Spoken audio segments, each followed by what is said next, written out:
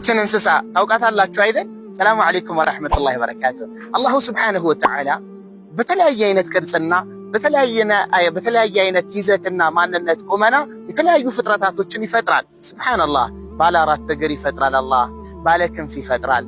እግር የሌለው መሬት ለመሬት እየተሳበ የሚኖር ውሃ ውስጥ የሚኖር ጫካ ውስጥ የሚኖር ሱብሓነላህ። ስንት አይነት ፍጥረቶችን አላህ ፈጥሯል። አላህ ስለዚች ፍጥረት ሲናገር ምን አለ?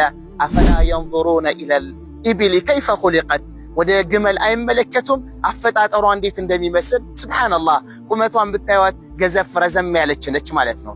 በረሃ ላይ ስትኖር ሙቀቱ ከታች የሚነሳው የወላፈኑ እንዳይመታት አላህ ሰውነቷ ረዘም እንዲል አደረጋት ማለት ነው። በዛ ላይ ደግሞ የምትጓዝበት እግሯ ሱብሓነላህ፣ ጫማዋ የሚገርም ነው። ባረከላሁ ፊኩም።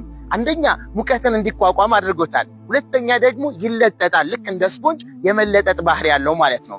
እላዩ ላይ ያለው ደግሞ ጀርባዋ ላይ የተሸከመችው ሻኛዋን ብትመለከቱ የውሃ ማጠራቀሚያዋ ነው ማለት ነው። ሱብሓነላህ።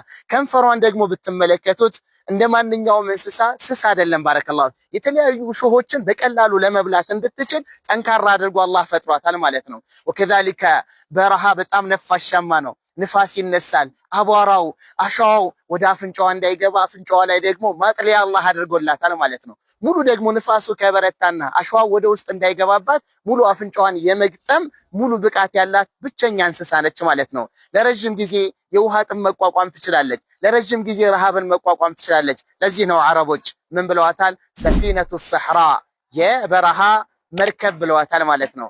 አላህ ሱብሓነሁ ወተዓላ በፈጠረው ፍጥረታቶች ውስጥ በጣም ብዙ ጉድ አለ።